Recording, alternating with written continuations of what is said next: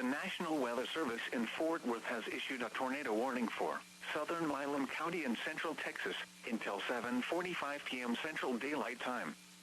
At 6:55 p.m. Central Daylight Time, a severe thunderstorm capable of producing a tornado was located near Elgin, moving northeast at 35 miles per hour.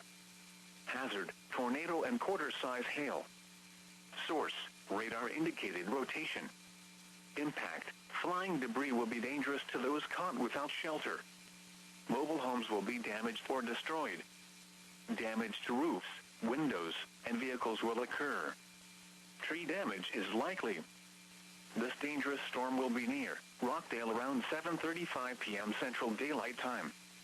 Other locations impacted by this tornadic thunderstorm include Milano. Take cover now. Move to an interior room on the lowest floor of a sturdy building. Avoid windows. If you are outdoors, in a mobile home, or in a vehicle, move to the closest substantial shelter and protect yourself from flying debris.